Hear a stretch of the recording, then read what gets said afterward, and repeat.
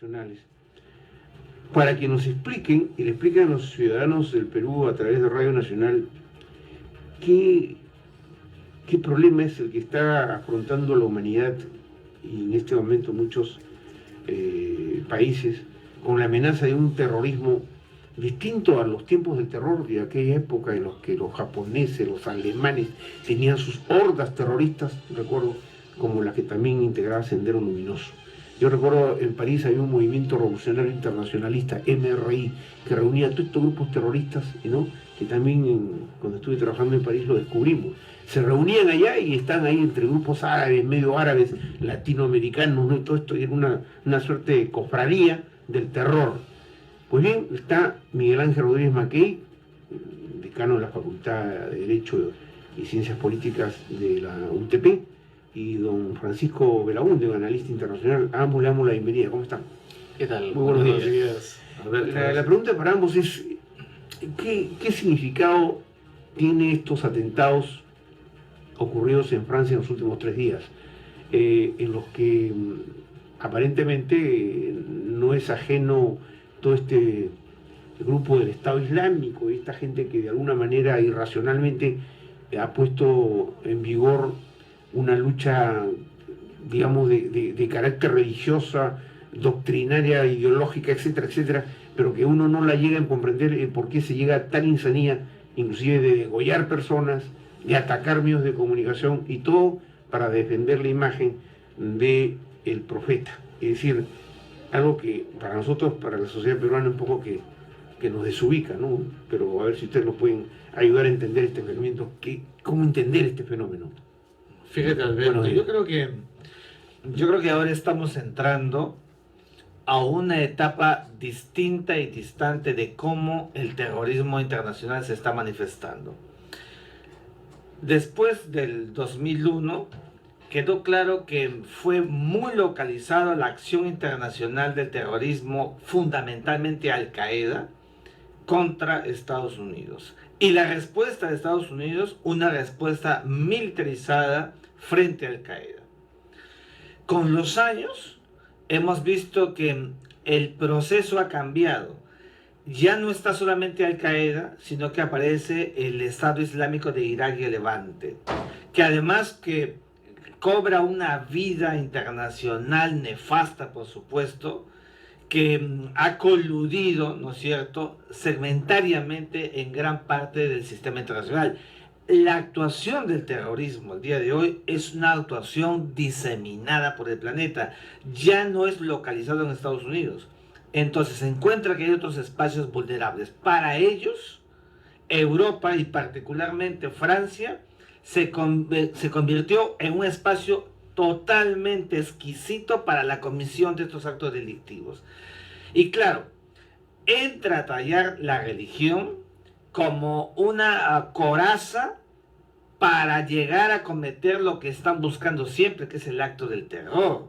Pero hay que diferenciar, yo vengo diciendo esos últimos días y horas que hay que diferenciar el Islam del terrorismo yihadista, fundamentalista y extremista. Mahoma en el 622 funda el Islam como una consecuencia de unas revelaciones que recibe a través del arcángel Gabriel, ¿no es cierto?, de Alá. Forma unos califatos, su hija Fátima tiene un esposo que fue Alí, y Alí inicia todo un proceso. Claro, allí viene en el camino también una decisión entre las dos castas fundamentales que son los sunitas. Los sunitas es la inmensa mayoría de musulmanes, y los chiitas, ¿no es cierto? Y que a partir de allí hay en el Corán, fíjate Alberto, de las 6.222 aleyas o versículos, hay uno a lo que se refiere a la yihad. La yihad es una forma de asumir un acto de inmolación, forjando un mecanismo de defensa a partir de las bondades y las gracias de Alá. Por tanto, según esa yihad, quien se inmola alcanza la vida eterna. Fíjate esta visión que se ha tenido en la construcción del Islam, fue porque había ese afán proselitista al que se acaba de referir Francisco. Es decir, una gran etapa de expansión. Y la interpretación que le dan el día de hoy los yihadistas, pues es una interpretación absolutamente desnaturalizada, porque no hay ninguna parte del Corán. O sea, exacto, le iba a preguntar. En el Corán no hay, digamos, algún indicio o alguna expresión que obligue a un seguidor fundamentalista, fanático, o lo que usted quiera, de que le diga, bueno, si tú encuentras que tal grupo, ¿no? O tal persona agravia o afecta a nuestro mundo musulmán, pues se agarra, corta el cuello y elimina. No Entonces, ¿de dónde surge esta tendencia? Pues a esta suerte de acción criminal de cortarle el cuello a la gente. Es que esa es una visión desnaturalizada y deformada que viene con el tiempo y que corresponde más al siglo XX, donde hay una suerte de animadversión hacia todo lo que es Occidente. Hay toda una dinámica en lo que se ha llamado el choque de civilizaciones. Es decir, hay una mirada, ¿no es cierto?, de oposición frontal primero a Occidente, graficado en Estados Unidos de América. Hay una mirada diferenciadora porque Occidente alcanza un desarrollo tecnológico y avances progresivos que no existen en los países islámicos. Hay una mirada de diferenciación frente a un Occidente donde se procuran los niveles de democracia, derechos humanos, instituciones que no existen en el mundo árabe. El propio Nasser, el presidente de Egipto que gobernó gran parte de los años 70, etcétera, Nasser quiso materializar este panarabismo, esta unidad árabe que tampoco se logró. Entonces, es una suerte de querer imponer un statu quo para no advertir del proceso. Acuérdate lo que pasó con la primavera árabe. Sí, claro. La primavera árabe fue un estallido y que evidentemente impactaba en estos grupos terroristas, ¿no es cierto? Entonces, evidentemente estamos frente a una nueva etapa del terrorismo internacional. Esto es un asunto, vamos a decir, porque hemos visto que muchos jóvenes nacidos en Europa, ¿no?, que tienen origen musulmán, se han ido justamente al Estado Islámico. Este es un asunto generacional, es una corriente de rebeldía canática, ¿sí?, porque la muerte la tienen al costado, o sea, no les interesa morir ni matar. Ya no existe en ninguna parte del planeta seguro. Todos los espacios, vulnerables, absolutamente vulnerables. Y eso significa que se tienen que adoptar medidas de prevención, trabajo de inteligencia en América Latina, en nuestro propio país, para salvaguardar cualquier situación. El terrorismo internacional tiene una característica, Alberto. Actúan en función de lo absurdo, de lo irracional. O sea, aquello no pensado, no premeditado, ahí están ellos. Y sorprenden en el momento menos pensado. Pero yo quiero llamar la atención de lo siguiente. Fíjate, el presidente François Hollande ayer ha lanzado unas palabras, un mensaje, ¿no?, de fortaleza, de unidad en Francia, y lo ha hecho, creo que muy pertinentemente, porque lo que acaba de suceder en Francia ha lapidado, ¿no es cierto?, un sentimiento colectivo, creando una psicosis social nunca esperada por la sociedad parisina, y entonces ha querido buscar un equilibrio. Pero ojo, también ha advertido que, cuidado, que pueden haber más sucesos. No sé si en la propia Francia, pero van a haber más sucesos. Y esto es una consecuencia de un proceso que hubo, acuérdate, en los últimos 10 años, los procesos migratorios hacia Europa, ha llevado a que se haya asentado muy bien la islamización. La islamización ha llevado a que en la propia Francia hayan más de 2000 mezquitas. Ha llevado a que entre los próximos 6 meses se terminen de construir 150 mezquitas más. y ha llevado, contrario sensu, a que haya una respuesta de los espacios de ultraderecha franceses, ¿no es cierto?, a esta xenofobia o esta islamofobia. Pero a pesar de la xenofobia y todo lo demás, yo tengo un testimonio de mi hija. Sí. Mi hija es abogada, trabaja tiene 2 hijitos ahí en París con su esposo y me ha contado recientemente, hace pocos 2 días, ¿no?, que hablaba con ella porque estuve preocupado por lo que estaba pasando.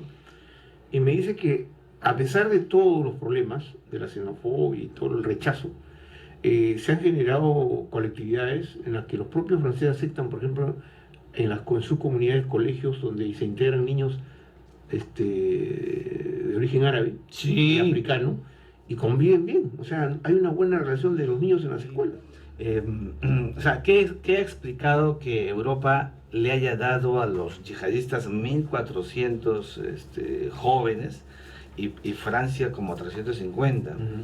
Pareciera como que estos jóvenes como que no tuvieran un proyecto de vida claro, que estaría revelando problemas familiares, que estaría revelando estos sinsentidos que produce muchas veces estos fenómenos de liberalización que hay, y que no hay comunicación en la familia.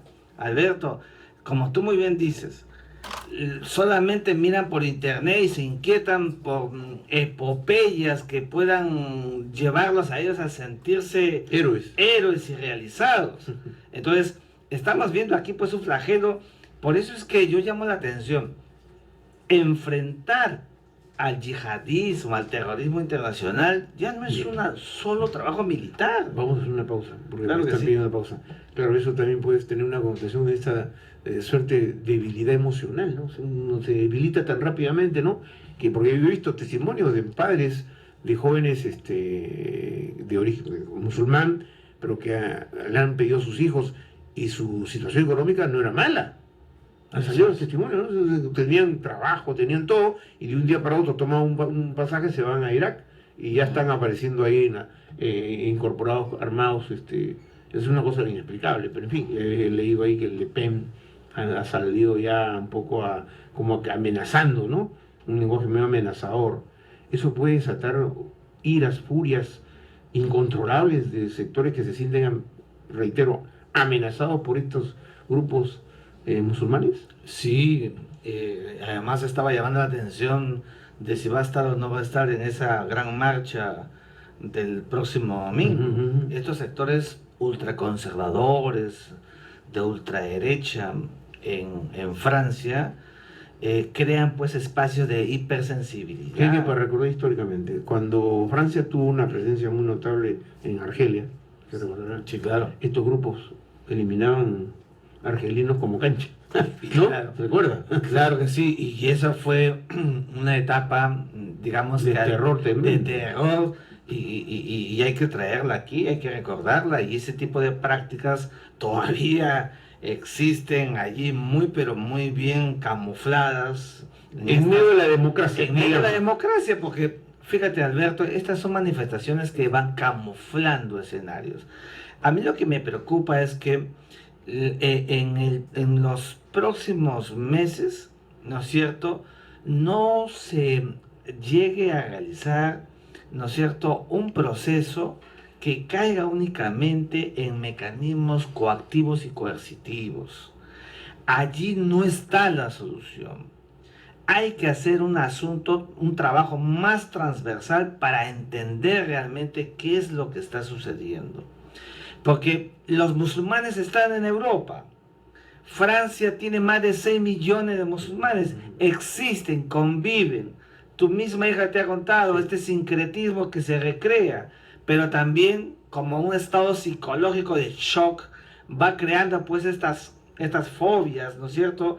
Y eso no es nada bueno para nadie, porque va recreando otra vez estos caldos de cultivo que son recogidos por estos grupos fanáticos, que los lleva a operar, ¿no es cierto?, de una manera como la que estamos viendo. Pero fíjate, Alberto, sí, creo que lo que acaba de pasar en París es una manifestación de cómo hay todo un proceso ulterior en todo el espacio del Medio Oriente progresivamente hasta que encuentran a Osama Bin Laden en Islamabad y lo acaban, lo matan, evidentemente Al Qaeda sufrió pues una merma y gran parte de sus cuestas pasaron a formar el Estado Islámico de Irak y Levante. Entonces, el Estado Islámico de Irak y Levante, que quiere formar este califato, no sé cómo, pero lo quiere formar en el Medio Oriente, ¿no es cierto?, ha alcanzado pues páginas de atención internacional y Al Qaeda se ha visto de alguna u otra manera, ¿no es cierto?, subsumida. Entonces, yo creo que hay también entre los grupos radicales niveles de pugna.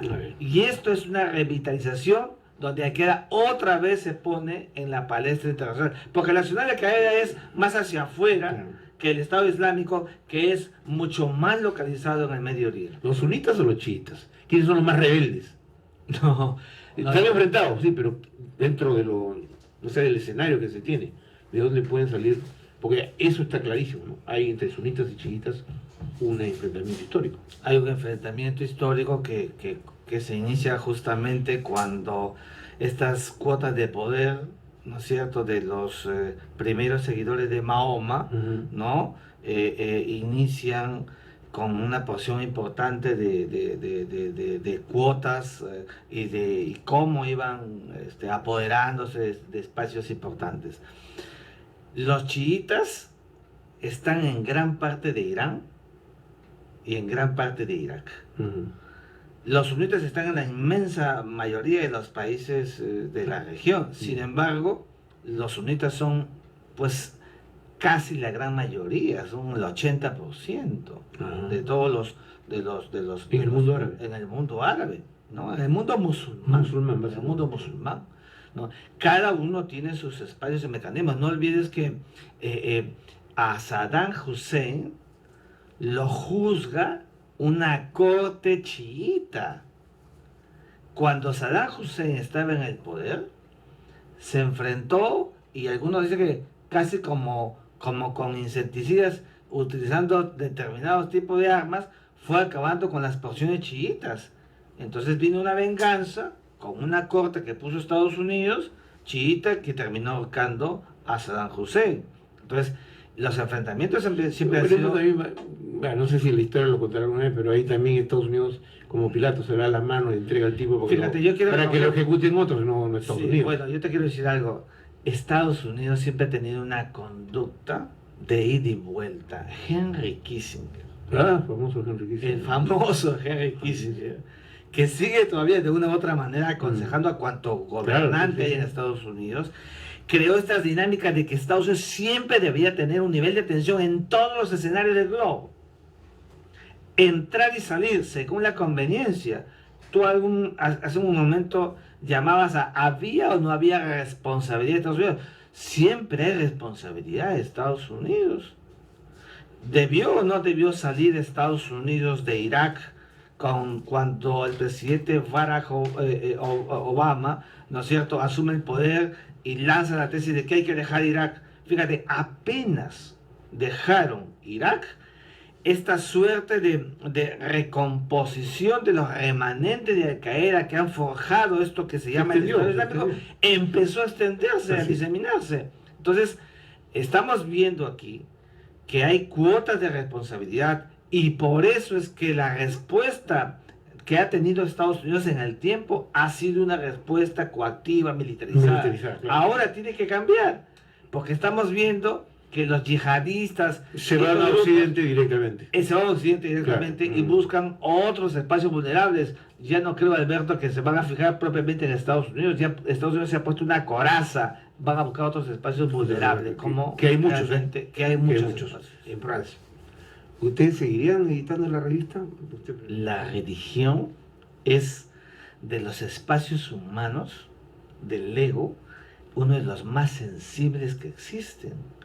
En el Islam, Mahoma es el último de los profetas y el mayor de los profetas. Ibrahim, que fue Abraham, Mosa, que fue Moisés, hija, que fue Jesús de Nazaret, y luego Mahoma, el profeta mayor que recibe estas revelaciones que te había anunciado, pero que en un caballo alado del domo de la roca parte hacia los cielos, imagínate en Jerusalén.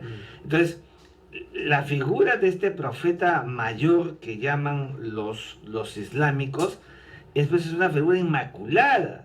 Entonces yo creo que hay que tener mucha tolerancia, mucho cuidado. ¿Eso no es fanatismo también? Fíjate. Pero no, yo lo voy a poner, permítame para poder comparar, Claro. porque en la Iglesia Católica, si uno quiere ir a fondo de lo que ha pasado, hay muchas cosas absolutamente reprobables en la Iglesia Católica. Sí, hay una historia, además, crímenes y cosas por el una estilo. historia, Una historia, ¿no? además, no muy lejana. no muy Hay que recordar lejana. la famosa logia Pidue. Así es. Era, ¿no? En la que era una mafia en la que estaban cardenales y empresarios. Pero fíjate, Alberto, estoy de acuerdo en que esta cuota fanática ya es un acto morboso y una degeneración. Pero se acaba de hacer encuestas y entrevistas, estaba leyendo en las páginas internacionales, a los más importantes y representativos jefes de iglesias islámicas en el mundo. Yeah. Y todos han coincidido en que tiene que haber, pues, un respeto a una figura como Un límite, pues, digamos. un límite, Claro, ¿no? claro. Que es lo que en la religión, pues, provoca estos niveles de hipersensibilidad. Porque si no, lo mucho. contrario, lo que ahora con Charlie Hebdo es que ahora ellos dicen, ya no vamos a editar 60.000 ejemplares, vamos a sacar 1.000.000. Bueno, ya. Eso es una provocación también. Es una van a vender 1 millón de ejemplares. Sí. Eso seguramente que va a pasar, porque hay una tensión máxima. Y Yo van me a saber imagino. aprovechar. Pero- Leía que iba a ser unas 14 páginas la edición. Que antes no eran que tantas. antes no era. Los invito porque estamos terminando el programa. ¿Cuánto afecta la libertad de expresión? La libertad de expresión, básicamente. Lo que pasa es que siempre es mejor el exceso que la falta. O sea, a mí me parece que lo que ha hecho Charlie Hebdo está mal, pero la libertad de expresión también incluye la posibilidad de Autocontrol. excederse. No, y de autocontrol. Y eso es un tema de autocontrol. Pero tenemos que aceptar que en la medida que hay libertad de expresión, y aunque nos choque, bueno, Sí, yo siempre La he sido- libertad de expresión debe significar que Charlie Hebdo debe continuar, Yeah. ¿no es cierto? Pero con Pero autocontrol. a partir de estos sucesos, porque esto no es nuevo, ellos han tenido ya atentados atentado en el anterior, sí, pasado, sí, sí. ¿no? Entonces hay que ver una conducta distinta. Doctor Miguel Rodríguez, Ángel Rodríguez Maqué, doctor Francisco Belaúnde, gracias. Realmente creo que el público se ha enriquecido muchísimo con lo que ellos han explicado. Este es un fenómeno difícil de comprender porque tiene todas estas connotaciones, ¿no? Políticas, incluso, no sé, históricas, juegos de poder, ¿no? Juegos de poder. Hay toda una situación un poco complicada que evidentemente Europa hoy la está soportando y seguramente la seguirá soportando más, pero no se olviden de que el escenario donde estos pueden actuar no solo es Europa, pueden irse más allá, pueden irse al Asia, pueden atacar por cualquier parte de América Latina, es donde ellos creen y consideren que pueden generar un impacto. Así También, es. ¿no?